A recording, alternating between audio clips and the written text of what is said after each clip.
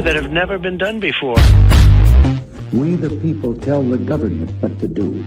It doesn't tell us. We the people are the driver. The government is the car. And we decide where it should go and by what route to do. We the people are free. And I hope we have once again reminded people that man is not free unless government is limited.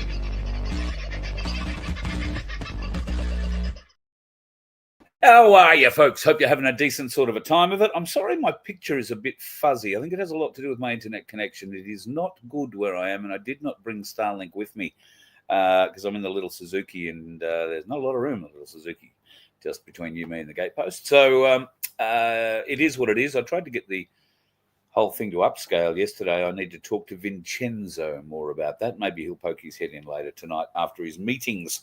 He's been pretty busy with my place, and I was speaking with Darren Bergwerf earlier today. Pardon me. A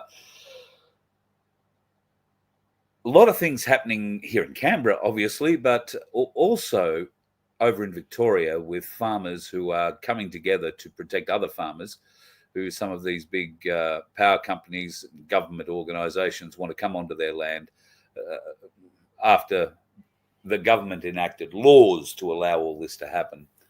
Under threat of $12,000 fines, the property owners are refusing access, which is very brave of them.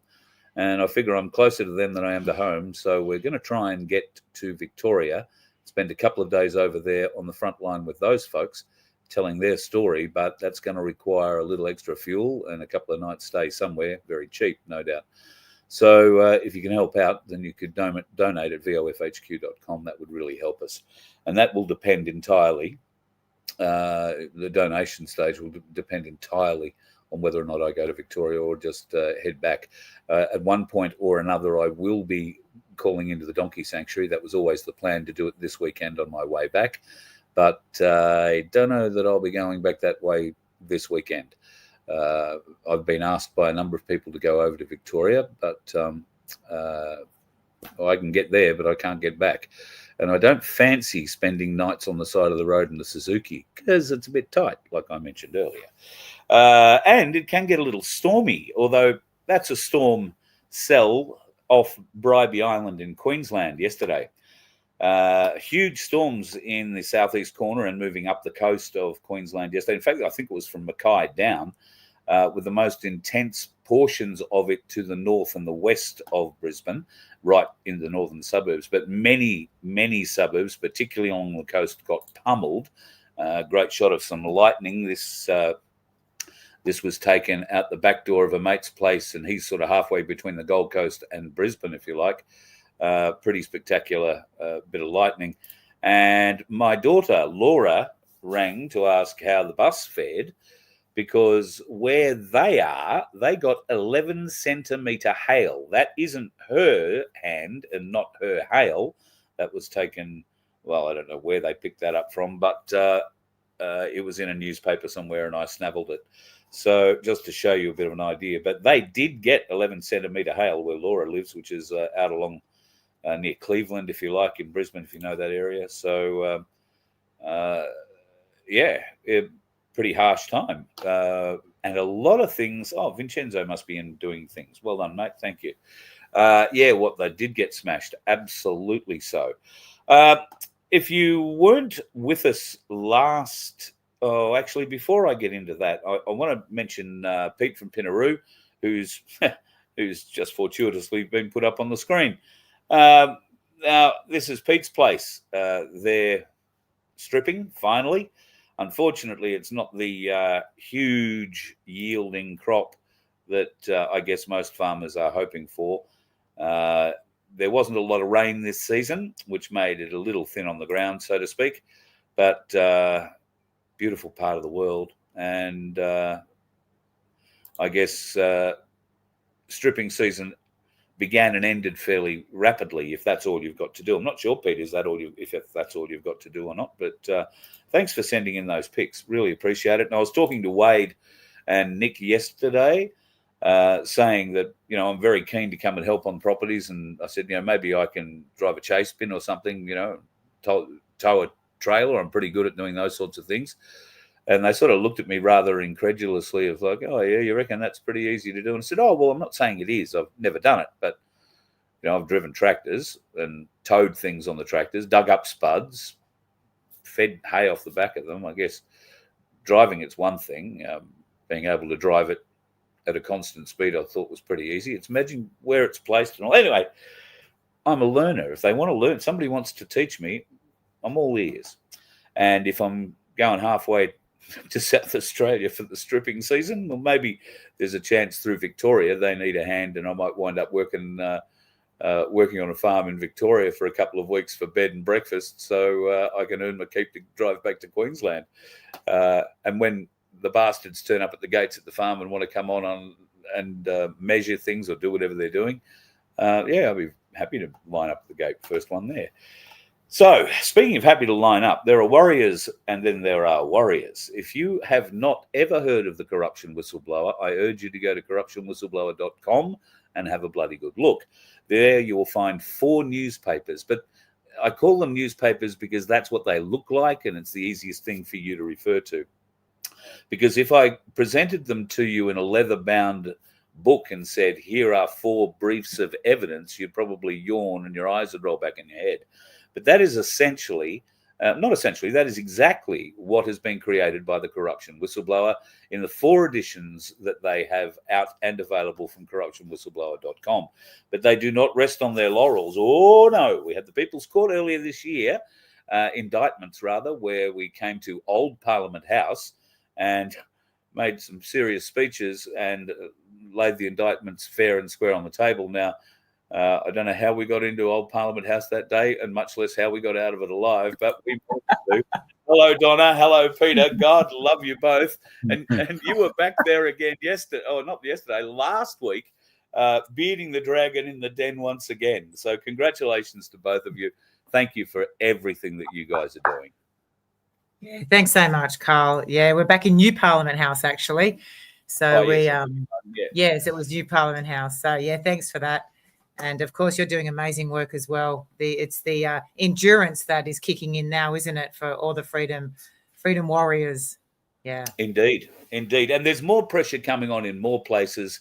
And you, me, and others like us feel not a pressure, but a desire, a great need to be able to be there to support them, to show that we support them. And if we have a platform to be able to get that out, which is what, obviously I want to do here and clearly through Corruption Whistleblower, and hopefully we can get Corruption Whistleblower on FBN going forward into 2026 and beyond.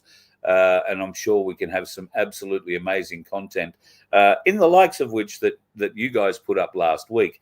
God, I would have loved to have been there and seen in person the faces that some of those bank executives made when you presented this document to them. Now, it's a thick document. They didn't read it. They didn't sort of even open it, I don't think. There's 140 odd pages to this document. But you both presented it. No, I beg your pardon, I'm using the wrong word. You served these documents on them.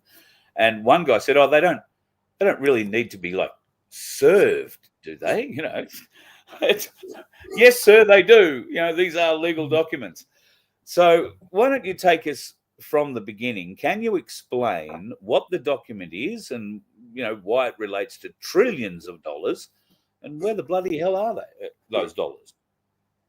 Yeah, well, it actually originally started as a deposit in 1966 to the Reserve Bank of Australia. They were given 12,000 metric tons of gold at 4% to be accrued over 30 years and then potentially in the Reserve Bank to have back more currency with that to distribute to the public. But I just want to touch on the subject of the Financial Agreement, Decimal Point Currency Act, number 39, 1966, which converted our currency from the pound to decimal point currency of America.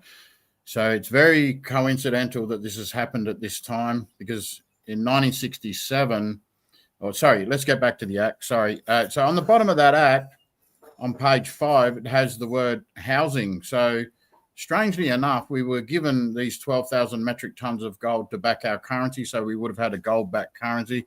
But when you look at that act, it has the word housing on the bottom of it. So the gold's gone. We don't know where it is. No one seems to know where it is. But that's just yet to be uncovered in future investigations. But strangely enough, when Donna and I in Adelaide, when Donna was having a child abduction scenario happening, we produced the Decimal Point Currency Act, the Financial Agreement Decimal Point Currency Act, and that video went viral. But shortly after that, they removed the last 4 pages, removed the word housing from the bottom of the document, shrunk it down to a 3-page document. So the word housing is no longer there. But we know exactly when they removed it, and we can soon go into one of the search apps and find when that was actually done. Do we understand the significance of its removal or it being there? Because it was because we were exposing that the money was held to public housing and it had no value. It wasn't backed by gold. It wasn't backed by anything. So it was basically signaling to people, hey, you better look at the Bills of Exchange Act. I think it's Section 90 or Section 80, where it says promissory notes. And as the banking system, as some of you may or may not know, we make a promise to pay to the bank. It's only got your signature on it. They put that as an asset on their ledger. You're promising to pay it. So it's a contract for you to promise to pay.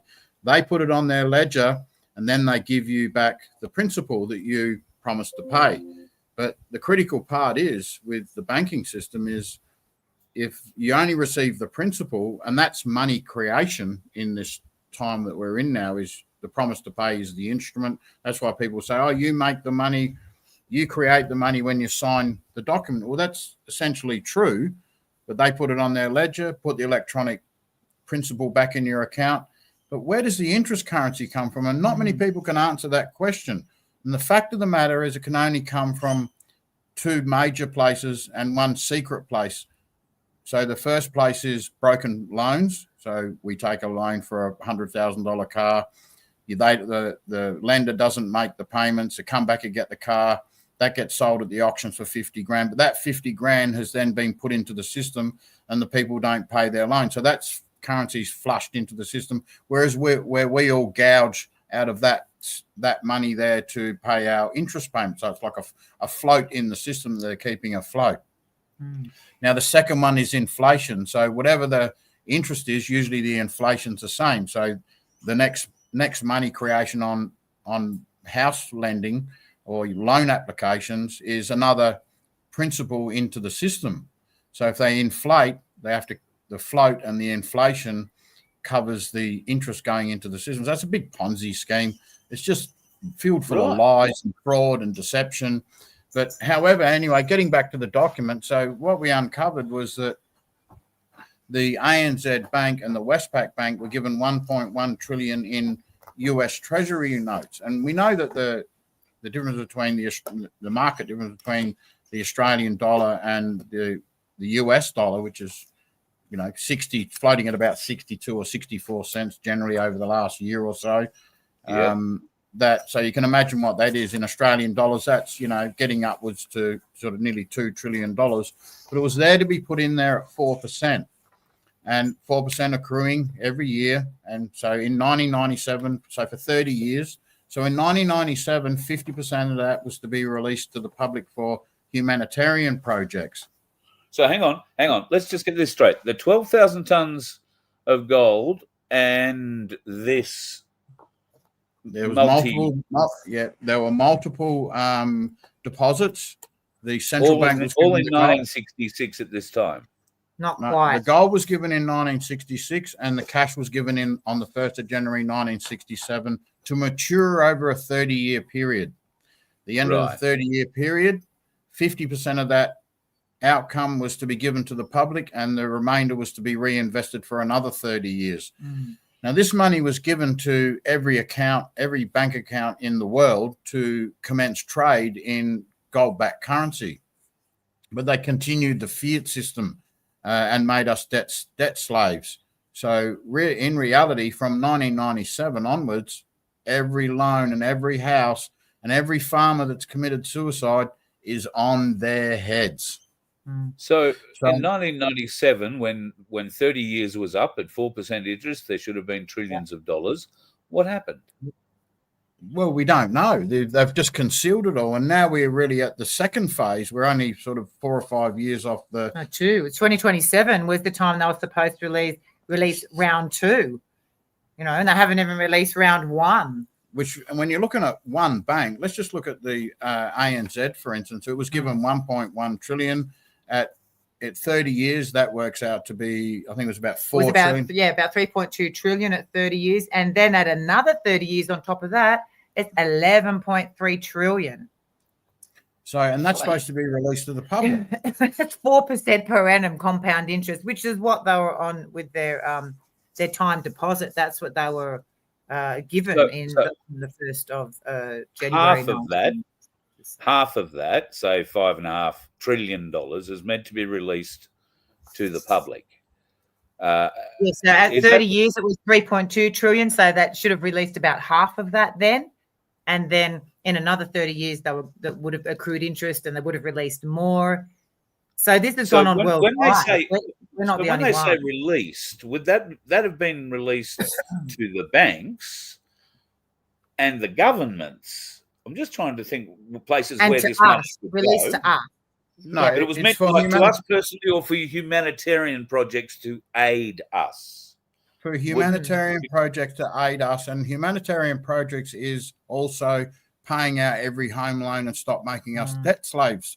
So, and as I said in the video that we posted, that if we were to give $500,000 to every man and woman in the nation, that only comes up to 1.25 trillion. So in 1997, if everybody had gotten their $500,000 from one bank, not the other bank, because the Westpac got the same, and the Commonwealth Bank got 660 billion, and they're all at 4%. The NAB got, how much did the NAB get? Let me have a look. The NAB got 700 billion. Macquarie Bank got 700 billion. St. George Bank, which is now being bought out by Westpac, got 520 billion. Westpac got 1.1 billion. This goes on and on. So all at 4% to be matured in 30 years. So that was, like I said, was supposed to be released in 1997, but they didn't. This money came from where exactly? From the Philippines, the Avida Trust. Alpha Omega. So the Alpha Omega Trust, the Alpha Trust and the Omega Trust, and that was the gold reserves of the ancients that had put all that gold together and hidden in bunkers throughout the Philippines. And we've all heard the stories, but it's real. It is absolutely real. And many people who have gone after it and tried to use these things as instruments have been executed. But it's been hijacked by the cabal and kept us as debt slaves. Because when this thing finally goes, if we can all look back and think how many farmers have committed suicide, and when we walked out of that Parliament House the other day and we saw those 2,500 shoes from men that had committed suicide, and it gets down to broken families and financial stress. Those families are breaking up because they lose their home, or the guy loses his job and then they lose their homes. So we're talking 2,500 men that have killed themselves. And we 1 year. We went to water. Literally, when we walked out of Parliament House and we saw that shit, we were just like, I couldn't stop the water coming into my eyes. It was just like so heartbreaking. And then we went over there and saw the children's shoes there, and we couldn't quite work it out. We were going, are these fathers taking the children with them? But it wasn't. They were the children that had donated their shoes for their father's position because they didn't have a shoe for that father that had committed taking his life, due to financial stress. And all this blood is on this government's head, and they are responsible for it 100%. And, as you know, Carl, they control the media, they control the lies, they control the debt slavery. No acts in this country are valid. And it's like I say to the coppers and all the rest of them, you only have to look at the referendum dates and results.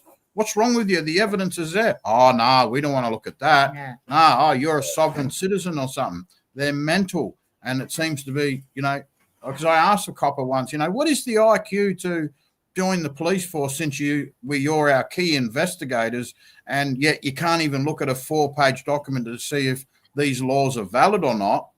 You know, Queen of Australia, the Australia Act, the 1999 referendum that said, no, we don't want a republic, but yet we've got all these ABN numbers. We're run by terrorists. It's a death cult. And that's just straight out what we call it. So we're here to expose this stuff, and we want everybody to get online and look at these documents and see what this government has actually done. And, you know, there's no God that's going to help them when this stuff comes out. And then we find out that I was just going to say, then we found out, you know, the ATO, as you probably know, is paying off to BlackRock. And like someone said here, the ABC need to be held accountable for their concealment. They did do a good one called The Hunting Grounds, which started to expose the childcare industry. Have a look at that. It's called The Hunting Grounds. Now, the reason that, again, like Peter said in the video, the reason why they have to put their children into childcare is because we haven't got this money through. And it's tightening everything up. So over 3,700 is the official statistic for just 1 year suicide in Australia. And that's not the hardship and other things that it's caused people, so much hardship. So, you know, they do have a lot of blood on their hands. And guess who's paying to get all the children uplifted? It's from the government. So all this uplifting of the children, 40,000 every time they take the children, it's all coming from their criminal cabal and child trafficking. So it covers everything. When you presented these documents, what did you think was going to happen? Well, not really much, because we already sort of provisioned that they don't know. Those CEOs have got no idea, and you can imagine that their lawyers are pecking through this document. It's been signed off by 15, the full bench of 15 of the International Court of Justice, and the 17 judges or the full bench of the International Criminal Court. It's got all the signatures in there. It's got John Howard's signature on there in 2007 to say the document's true and correct. I mean, what are they thinking? They're thinking that this stuff's not going to come out. I mean, they are hanging by a hair. They really are. And it's not going to be long before we all work out that, you know, these people, they're just terrorists. That front lawn won't be filled with shoes. That front lawn of Parliament House will be filled with people one day, because more and more people are figuring it out, because the hardship is causing people to look and to figure it out. Now, you saw what they did with the document, Carl, in the videos. They're trained to receive service documents, so they just got it and handed it straight off. Got it, handed it to their cronies, and off they went. And no doubt went back to the office and handed it to their barristers and lawyers that are paid a pretty penny. These CEOs are paid millions of dollars with millions of dollars of perks. Yeah, 10 million a year they get. That's with perks and everything, you know. How do the next sort of question folds on? Should those lawyers read through it and find that they can't evade going to court? And I think that's personally the first thing they're going to do is try and dismiss this as something that's just a fantasy, and they'll try and put you in the loony bin. I'm a clinical mental health nurse. I can't do that. I've already tried. so you have significant evidence that proves everything that you say. However, we know that getting a fair trial in Australian courts doesn't really matter which end of the court. And I had an argument with somebody the other day who tried to tell me that the High Court has never made a wrong decision. So they need to go into that mental institution, I think. Yeah. I mean, they've been sucking on the Kool-Aid that's been coming out of an exhaust pipe of an old diesel truck. I reckon I know who that is. Pretty wild. You might. We don't know. We don't know. No, we don't know. Pretty wild stuff. So, how do we get it enforced? That's the thing. Like you said, there are 17 judges of the International Court that have signed it. But the International Court has also put out, capture orders for all sorts of government corporate criminals, and there are no forces for the International Criminal Court to send after them. They haven't put a bounty on these people's heads, so there are no international bounty hunters coming to get Albanese and others who are meant to be in front of the court. How do we enforce this going forward? And I think you touched on it before there, Donna. It's we the people that enforce this. Yeah. And we thank everyone who came and did the grand jury, because that's going to be a big part of backing everything that we're doing. And there is 12 trustees that have been appointed, and it is a matter of the people coming together. As we know, many freedom fighters are talking in that same spirit of the people coming together and saying, show us the money. Yeah. So one of the objects with this now is that we hopefully to get it out far and wide. And what people can do is when they are fighting their home loan, they should be reading this document and working out, I've got a counterclaim. Where's the money? You can't just foreclose on my loan. I've got a counterclaim, and run it to a trial, because what they're doing is that they, in their court systems of repossessions, they run what's called summary judgments. Now, they are, when the banks will send you a foreclosure notice, it goes to a summary judgment, because the people have got no argument back. They go, here's the contract you've signed. Why haven't you paid it? And the people go, I don't know, I've lost my job. And then they go, bang, close, you're out.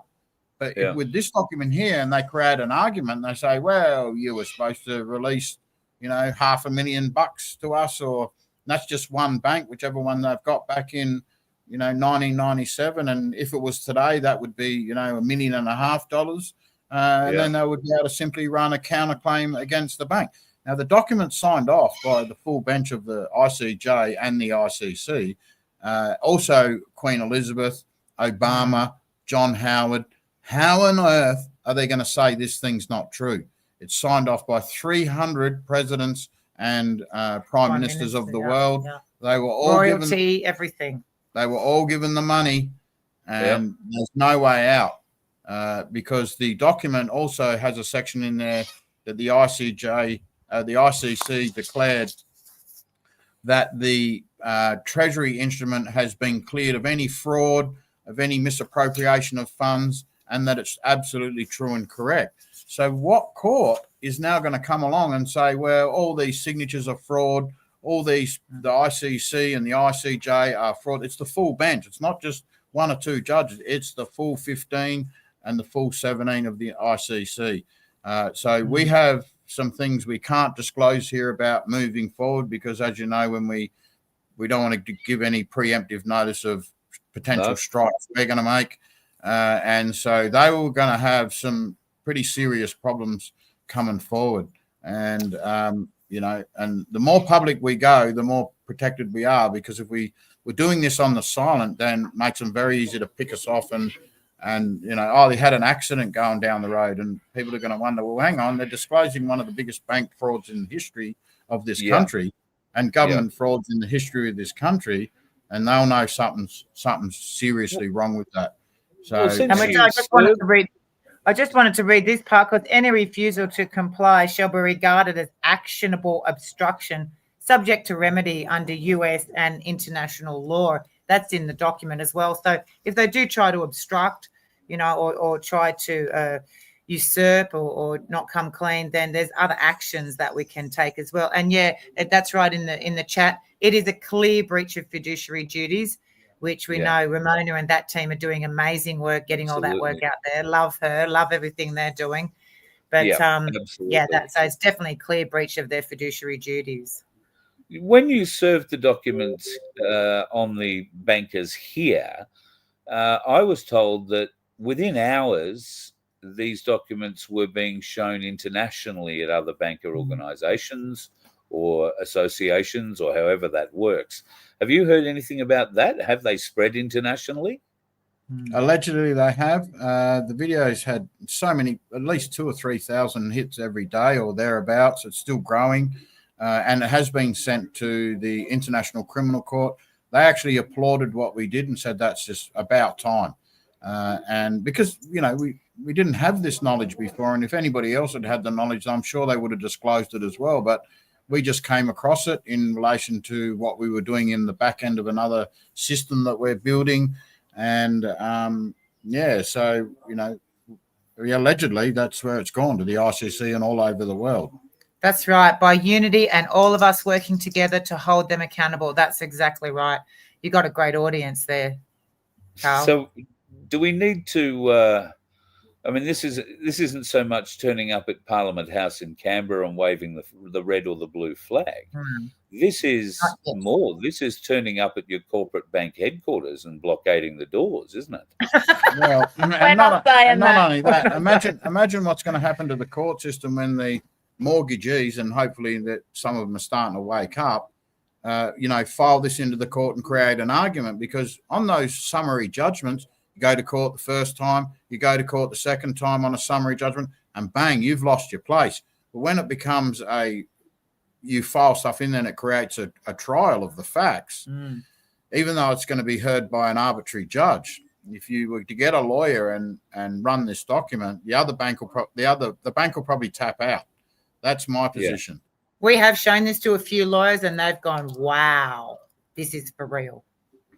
Yeah. Yes, we do have a couple of awake lawyers that we found on the journey, extraordinary people.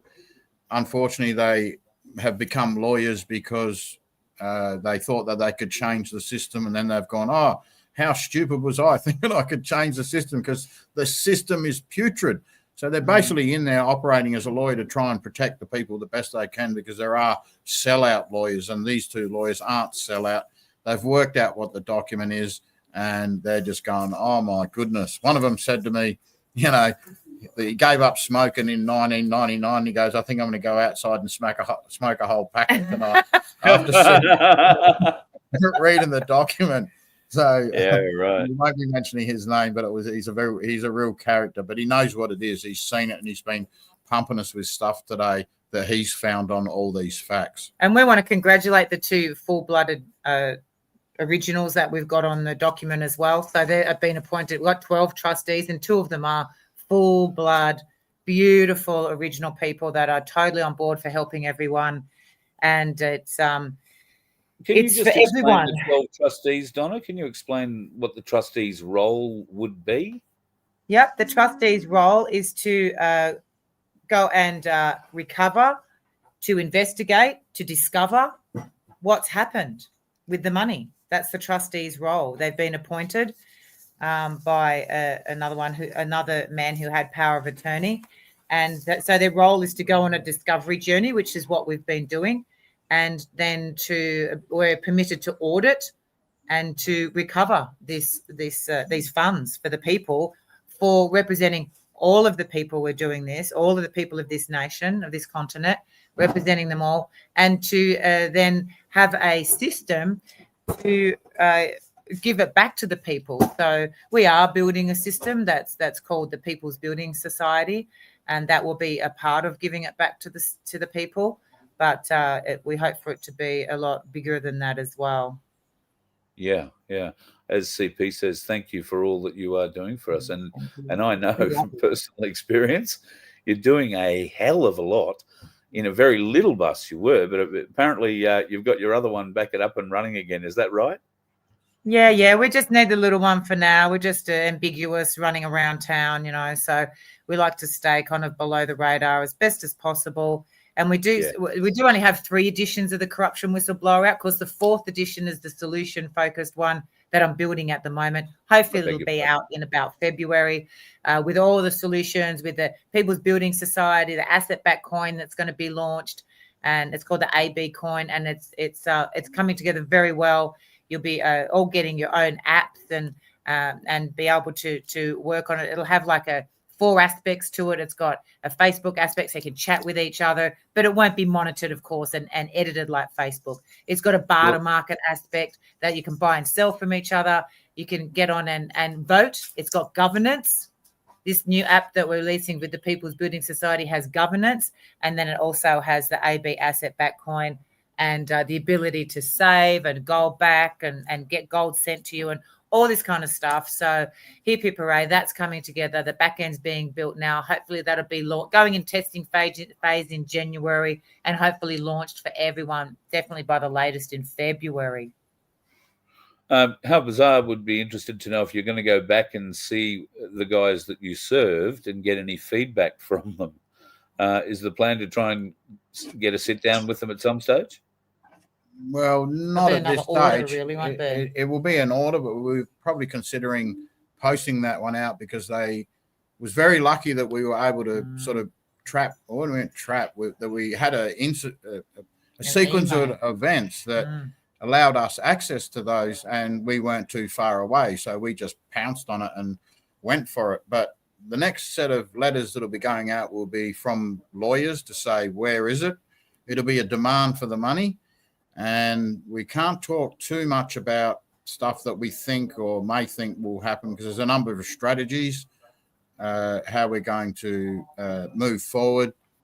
Because in the end, if we don't give them a way out, and there'll be plenty of people online that will go, no, you know, the usual rope scenario.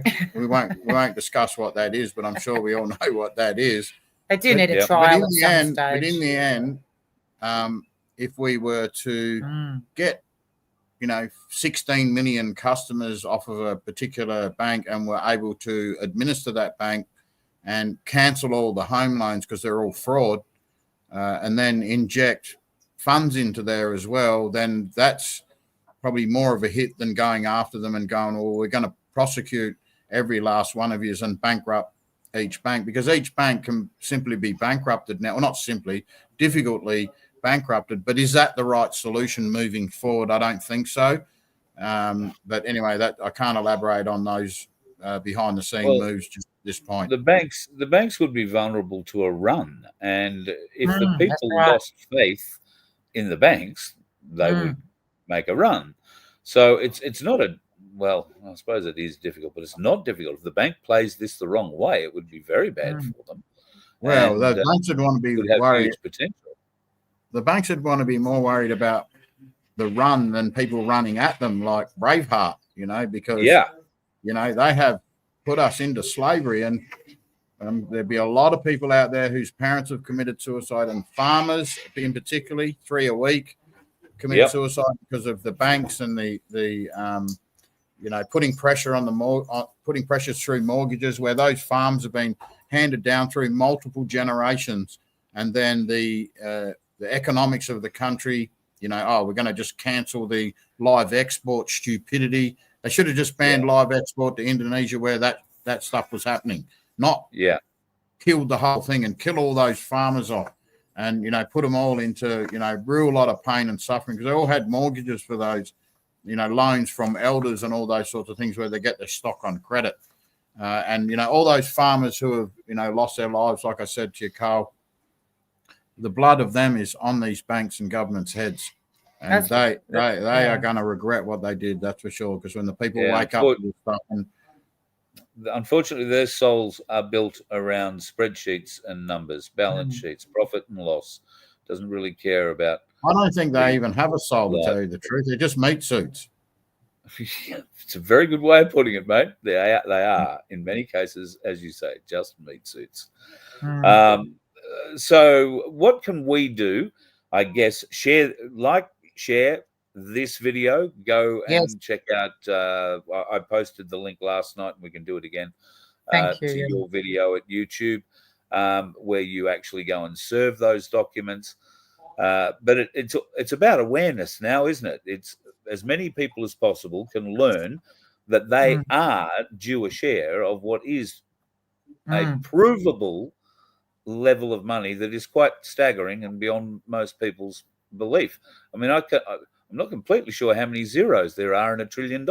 So I've never really had to think. But I'm a shit person when it comes to maths. So, Well, I can tell you're the first one to break this, and we wanted to go with you first to break this. We hope to get on, there's other BBC radio and other stations that want to have us on. So we wanted to break it first with VOF. And definitely. You got a great audience, and you're such a long-standing truther, Carl. So we appreciate you very much. Yeah, absolute warrior, Carl. Thank you, guys. Well, look, I do what I can do, but by God, you guys drive around the country 3 times a month compared to anything I do.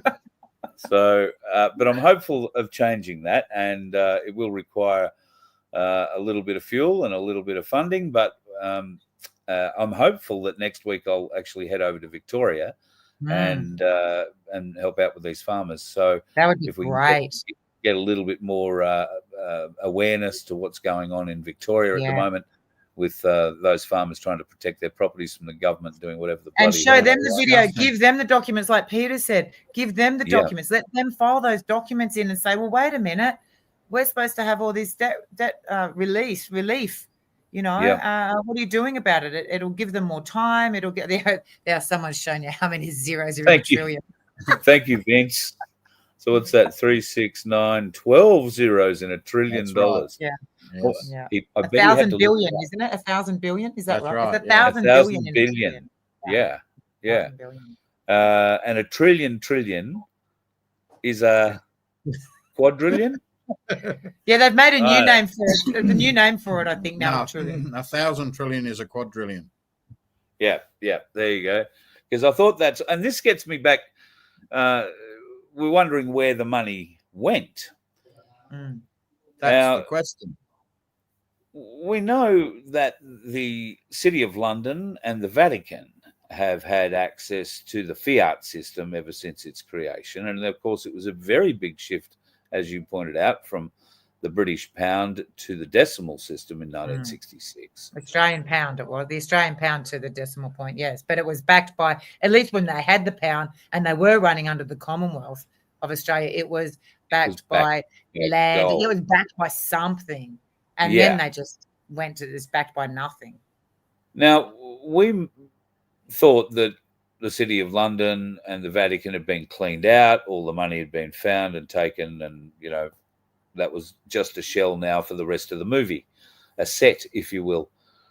But this level of money, where they've had another bite of that cherry in 2007, that's a significant, like a really significant amount of money that only certain organizations would be able to bury and secrete so deeply. And recently, a lot of the money that's been coming out to prop up the gold and silver market fight that's going on to try and stop silver bubbling up in price, that's been coming out of hidden accounts related to the Vatican in particular. Wow. But I'm led to believe that the Vatican and the City of London are still writing checks. So they have access to a shipload of money. And I'm wondering whether or not what we're talking about here may not form part of that.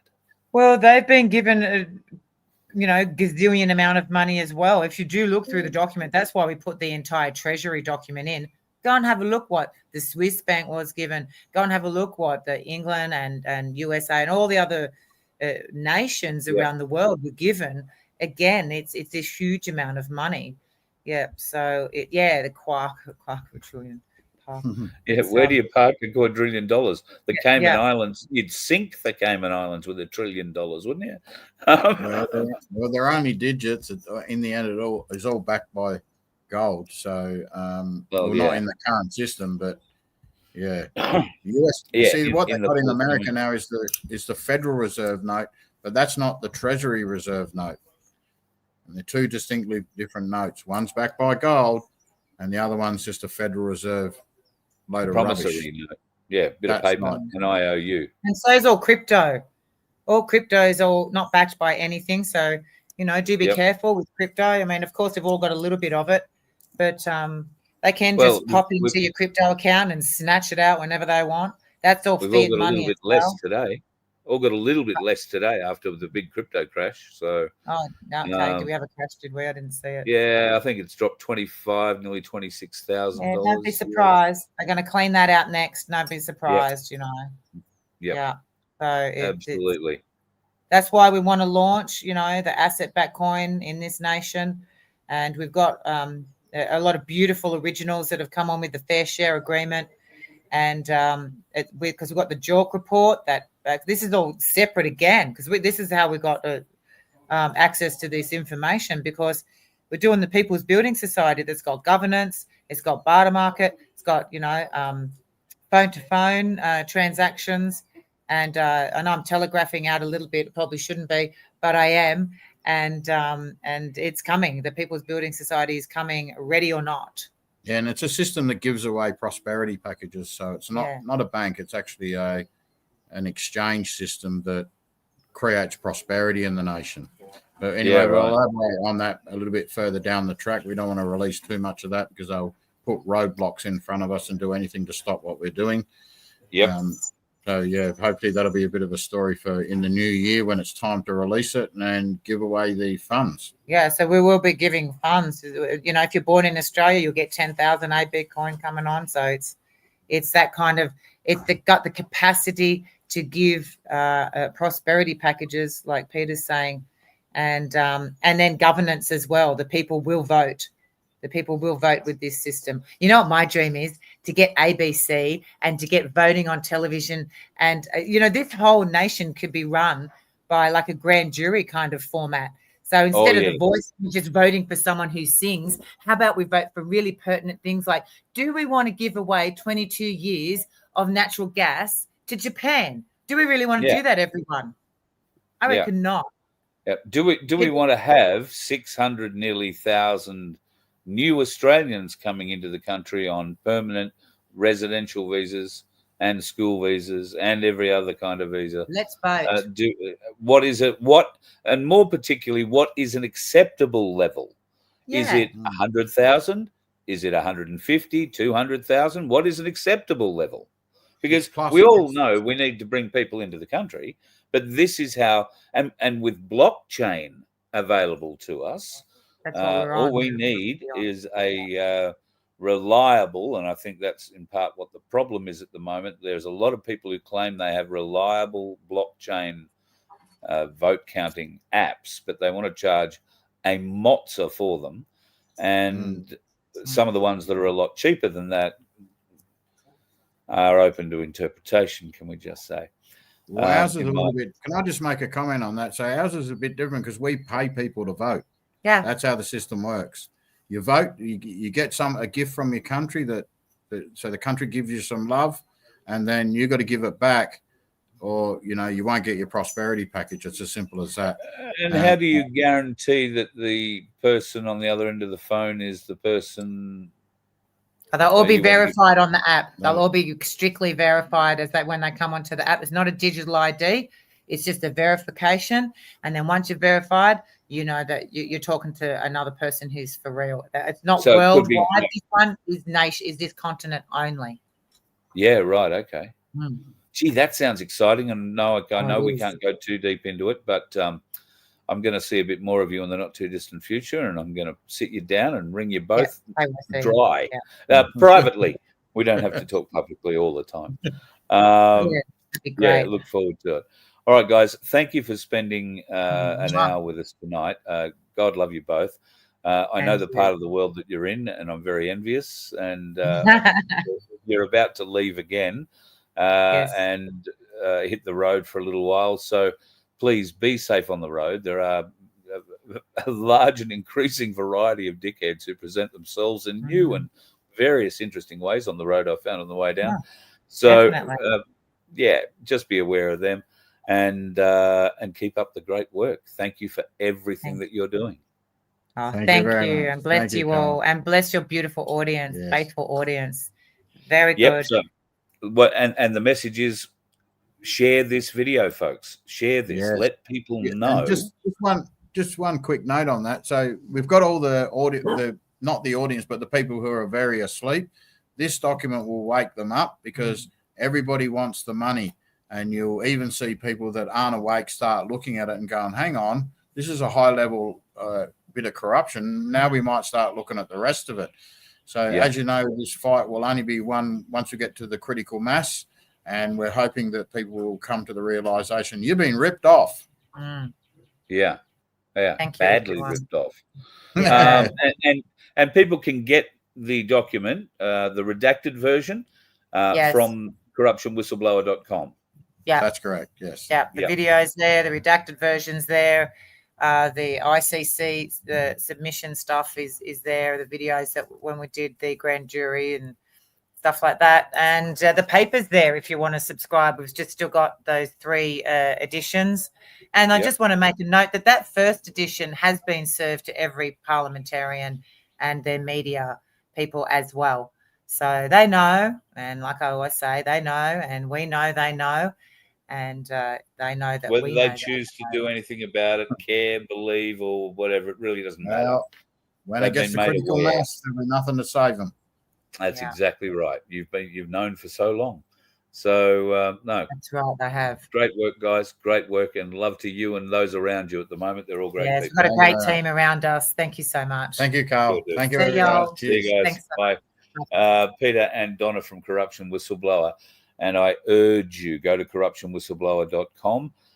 There you can download this document, which is a affidavit of certificate of proof of service, but and Vince, I might just have to remove that for a minute because I can't see the controls. It has, as you can see here, a phenomenal amount of information. Now, Pete would tell you that you don't have to read every page. There are a lot of names, basically who it's being served to, who served it, where it's been, who has signed on it.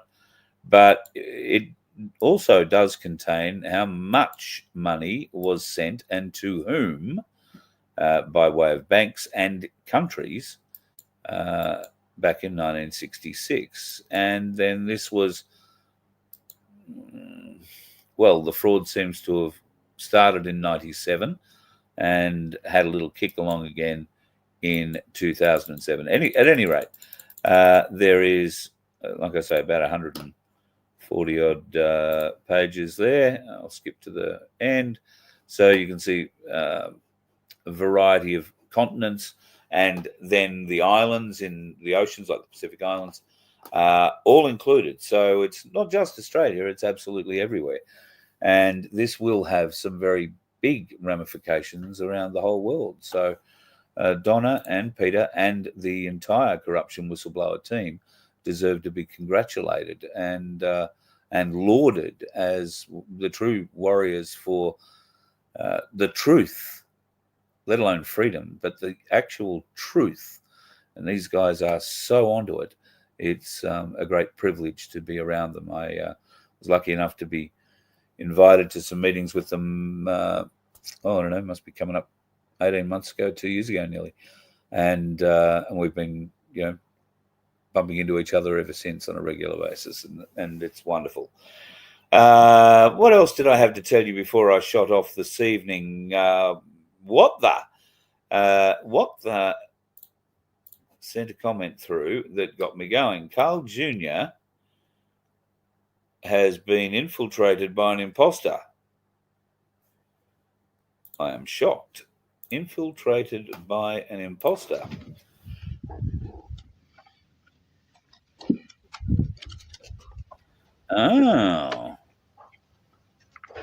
Oh.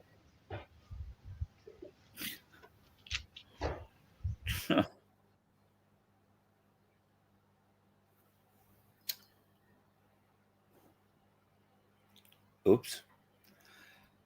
Beautiful puppies. Beautiful. Carl Jr., beautiful little puppy. Very beautiful little puppy.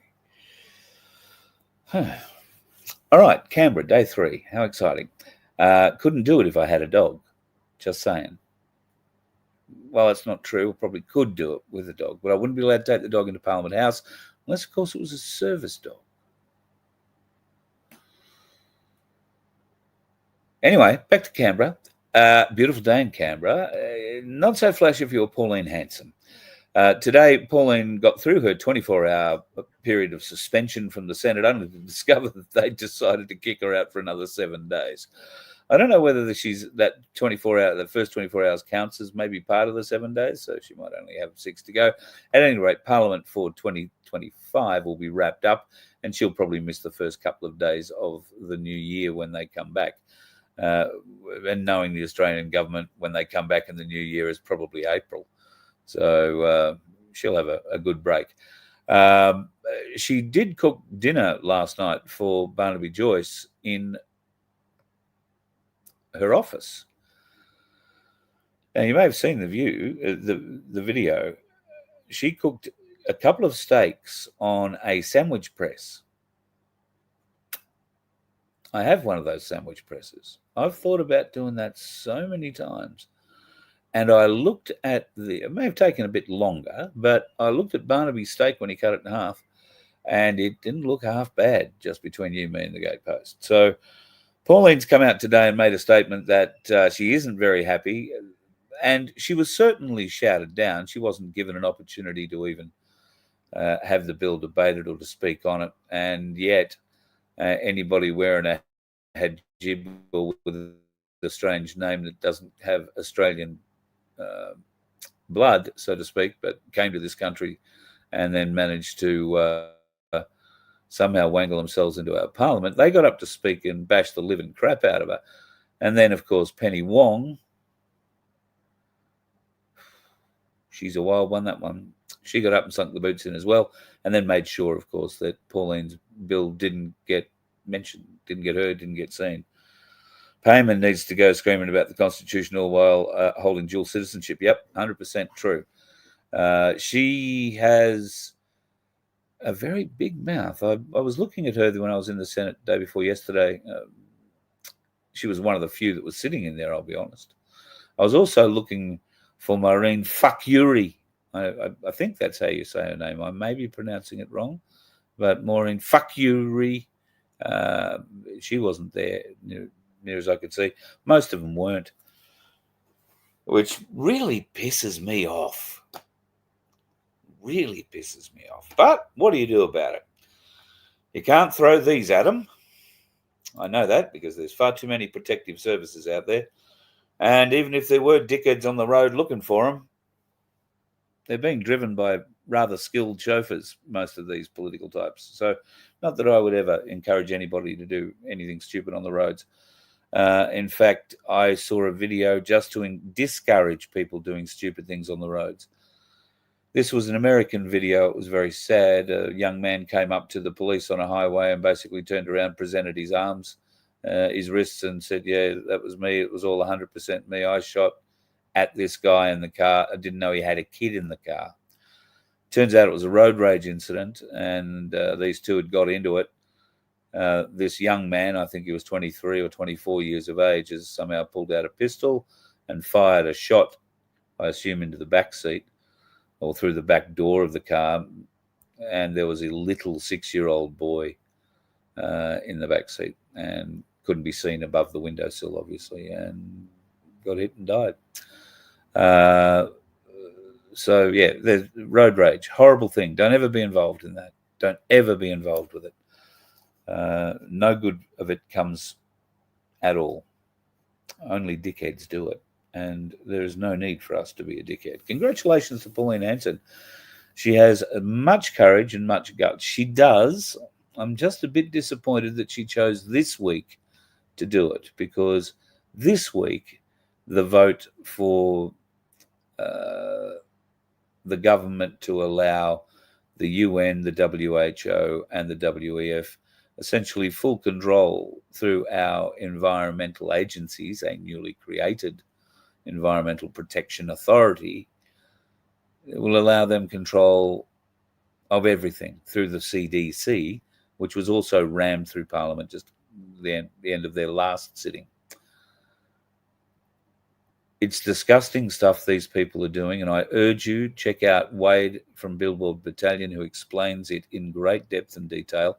You can see the video where he presents it all on our Voice of Freedom page, our videos page. I uploaded it from last Sunday, his speech.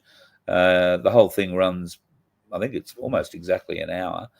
And there is also a wonderful gentleman named Fraser who introduced Wade, who had a pretty good little speech of his own, just a short one. So I commend you go and have a look at those videos, or that video in particular, and really understand just how important this bill that could be made law if the Senate votes on it this week, and Well, we're trying to find out when and where. It didn't happen today, but we'll go back there tomorrow.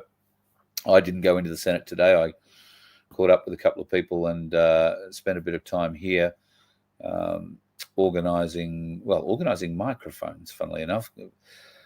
I'm going to be heading out now and heading out for dinner, although it's more a politician finding journey than it is a dinner seeking journey. Dinner might be just a happy offshoot, and I may bump into Wade and Nick, who I think are doing Guru's show tonight. So today being Tuesday, I think Guru's off now for the rest of the week. So can I interview Pauline Hanson, Tony? A lot of people have asked. Very few people get granted access.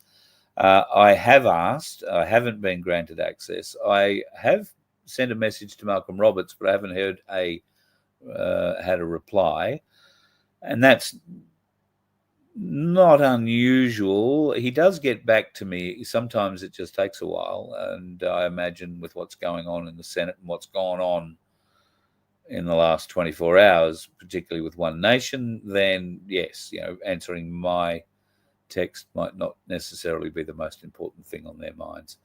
And I kind of understand that. Would be nice, though. I don't know Canberra well enough to know where they hang out, where they go for dinner, where they go and have, a little quiet time.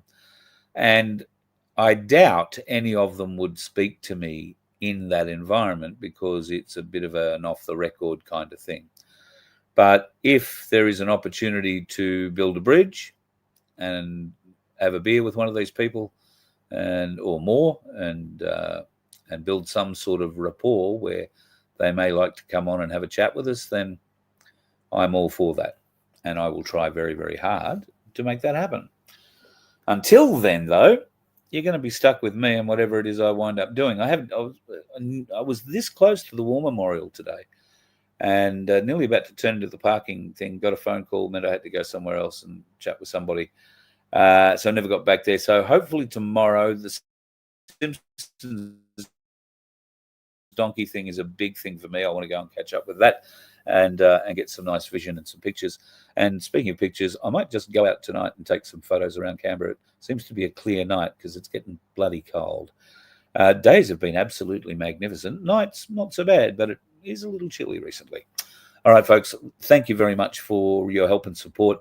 If you can help a little more and enable me to get to Victoria, we need fuel, we need accommodation, we need to get back basically to Canberra because I can afford to get home from here. I've got that sort of money. But, extending over to Victoria was an unexpected, but we think, Vince and I, a necessary step. So if you are able to help, please go to vofhq.com, donate there. If you would like to donate a different way, you can help the Donkey Sanctuary out as well by picking up a ticket in our lottery. It's only $2. You can buy a maximum of 20 of them at merch.vofhq.com. Click on the Sanctuary 750 link. And we must be very close to drawing a winner for the 1 gram of gold and $750. Speaking of grams of gold, very quickly before I pop off, $79.89 is the current spot price for silver and $6,419.86 for gold. It is moving back up again, albeit a little slowly. Our markets have been copping a pounding over the last few days, although I did see something yesterday, I think it was, that they are doing something of a bounce back. Yawn. I think what they're seeing as a bounce back could be a death throw just between him and the gatepost. Anyway, folks, be safe. Stay off the road. Watch the dickheads. Bye. You let one ant stand up to us, then they all might stand up. Those puny little ants outnumber us 100 to 1. And if they ever figure that out, there goes our way of life. It's not about food. It's about keeping those ants in line. That's why we're going back. Does anybody else want to stay? Let's ride!